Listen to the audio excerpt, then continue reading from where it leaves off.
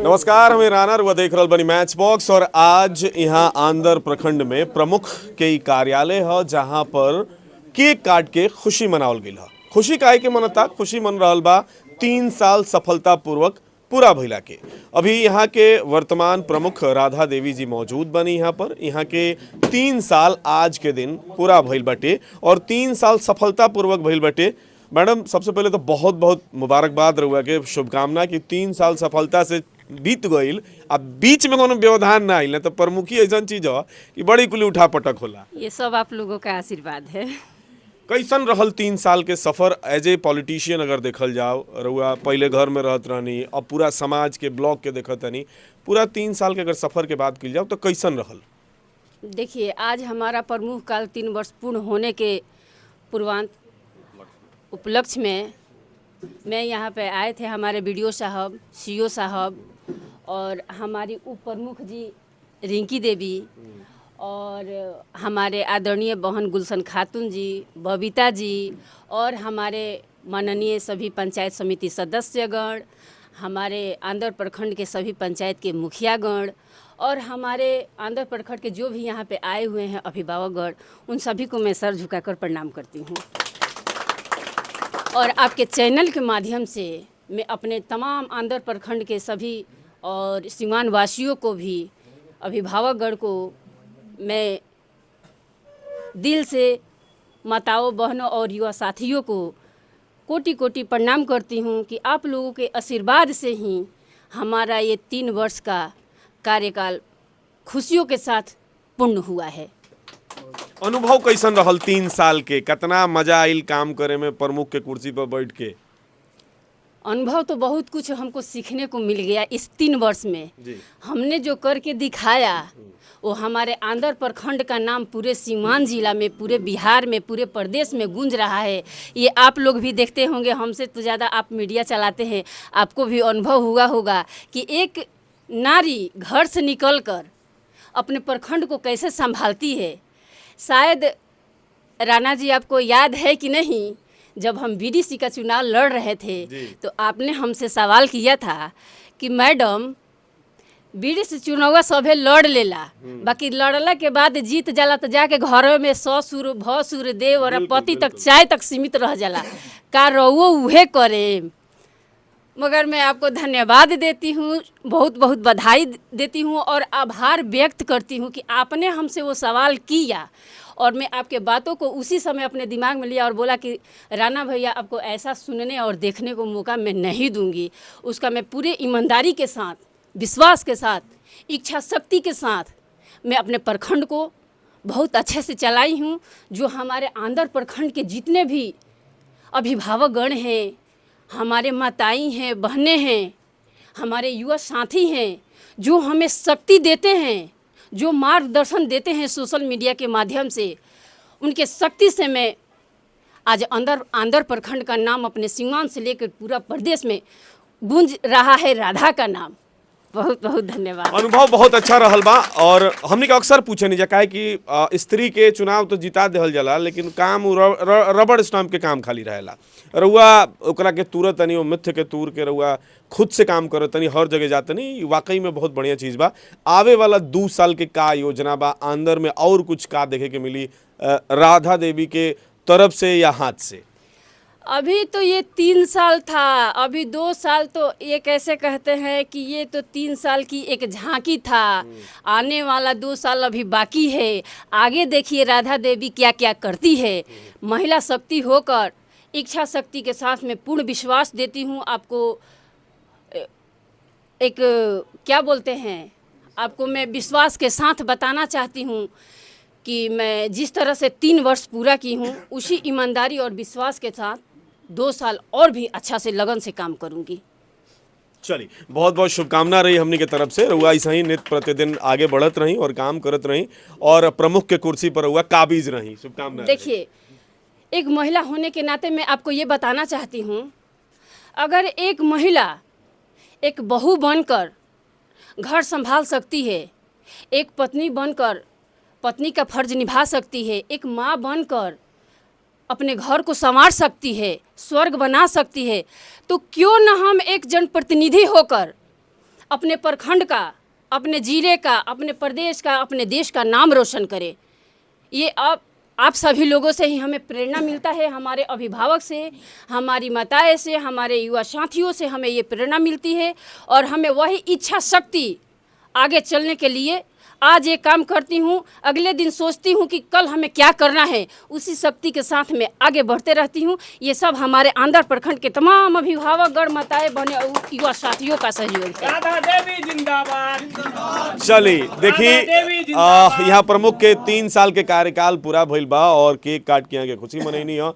तमाम पंचायत समिति सदस्य और मुखिया जी लोग यहाँ पर मौजूद बन लो, यहाँ के मुबारकबाद देवे खातिर हमनी के भी शुभकामना रही कि यहाँ के जौन कार्यकाल बा, ये कार्यकाल आगे बढ़े और 5 साल एकदम बढ़िया तरीका से यहाँ के जौन प्रमुख के कार्यकाल होला ओकरा के पूरा करी और आगे भी भविष्य में प्रमुख बनी। हमनी के तरफ से शुभकामना रही। हम लोग मुबारकबाद देवे खातिर पहुंचल बटे। सर, रउआ तो पेशा से शिक्षक भी बानी, साथ ही साथ वो लोग पॉलिटिक्स में भी बानी, पंचायत के एगो प्रतिनिधित्व करतनी।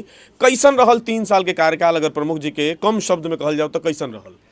सबसे पहले मैच बॉक्स के जे भी श्रोतागण बा और जे भी हमारा अभिभावक यहाँ बा और जे भी सुनत रउआ चैनल के सबके के हमारा तरफ से नया साल के शुभकामना एडवांस में और बहुत बहुत बधाई बा कि 3 साल में हमारा लगा था कि 3 साल हर साल हम ये शरीक होनी और आज हम एक प्रोग्राम खातिर दिल्ली से आ गए बनी।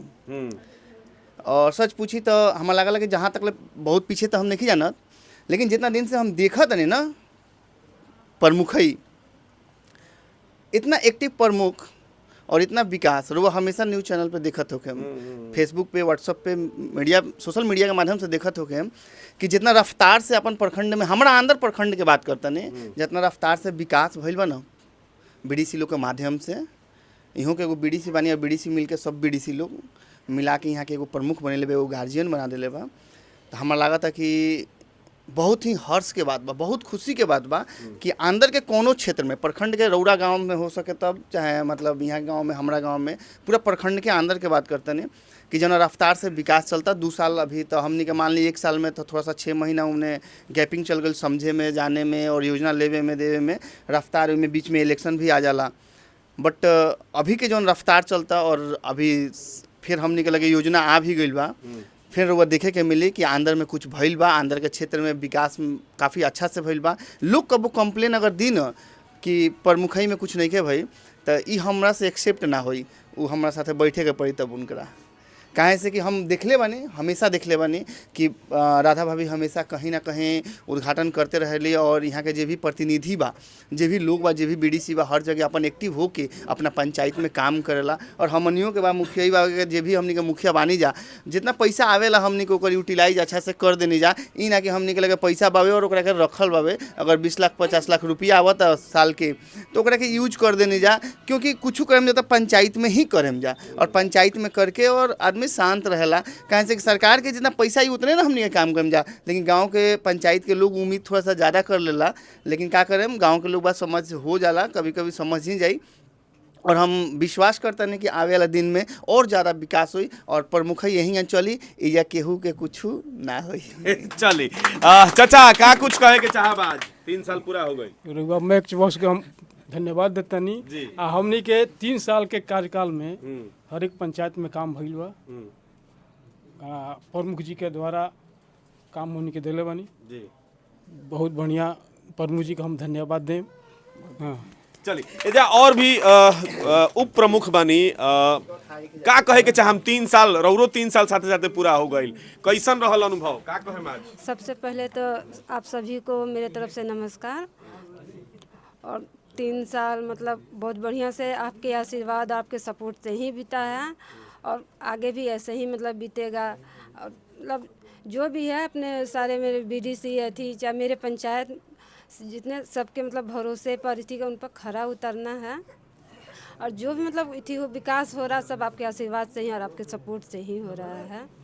चलिए बिल्कुल। रउआ का कहे के चाहम? प्रमुख जी के 3 साल हो गए, रउआ लोग के भी 3 साल भइल। आपके चैनल से नमस्ते, जितने आए हुए हैं जनता, ये हमारे प्रतिनिधि हुए, हमारे प्रमुख जी हुए, उनको भी प्रणाम। आज बहुत खुशी के माहौल है कि आज 30 दिसंबर को हम लोग खुशियाँ मना रहे हैं कि जितने भी काम किए हैं उनके सफलतापूर्वक और भी काम करने चाहेंगे और भी काम करेंगे और भी काम होगा। उसके लिए हम लोग जारी रखेंगे, जारी रहेगा। धन्यवाद। बिल्कुल, क्या कहिएगा मैडम? हमारे मानपुर पतेजी में भी प्रमुख राधा देवी के कार्यकाल में बहुत अच्छा विकास हो रहा है और आगे भी होगा। Thank you.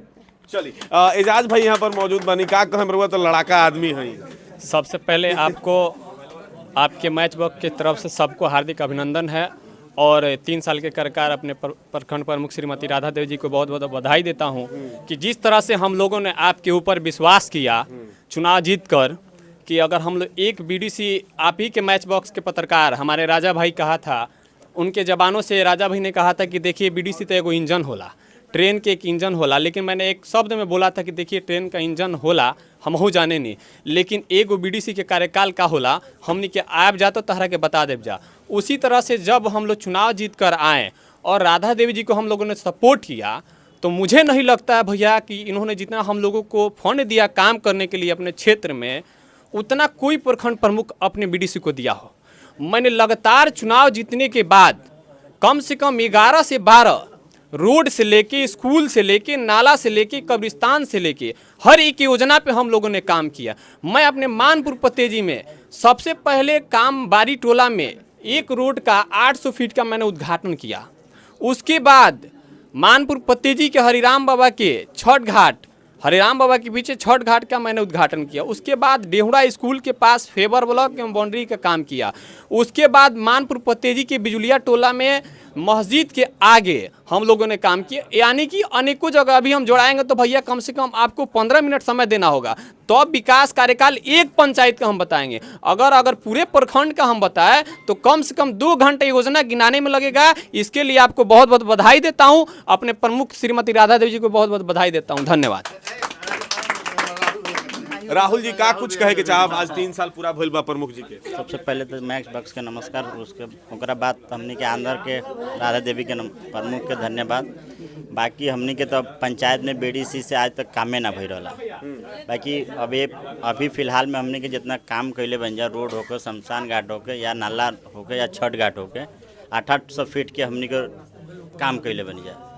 बाकी तब मैडम के बाकी उन लोग कहल कि महिला बाड़ी काम ना करी हैं, महिला के काहे वोट देता रहो। बाकी हमनी के मैडम के वोट देनी जा, वोट देला के आज नतीजा दिखता है कि आंध्र प्रखंड पूरा बिहार में 1 नंबर चलता। पूरा सिवान में अभी तक कौन ऐसा महिला ना रही प्रमुख चुन के विधानसभा में चयन होके। बाकी हमनी के शुक्रियादा बा कि मैडम हमनी के आज भी विश्वास बा कि 2 साल में काम दें विश्वास से। चलिए बहुत धन्यवाद। को नमस्कार। हमारे पंचायत में बहुत ज़्यादा काम हुआ है। हम लोग पंचायत में गए पहले वोट मांगने, तो सब लोग बोल रहे थे कि ये पंचायत समिति का कोई काम नहीं है, कहाँ कहीं काम हुआ है। इस बार हम लोग जीते तो पूरा पंचायत में, आंध्र ब्लॉक के पूरा पंचायत में हारा है कि बीडीसी बहुत काम करा रहे हैं, बहुत काम करा रहे हैं। इसी अथी पर हम लोग बहुत काम कराते हैं, आगे बढ़ रहे हैं और सब लोग को जानकारी हो गया कि पंचायत समिति के भी काम है। ठीक, धन्यवाद। फिलहाल देखते रही मैच बॉक्स।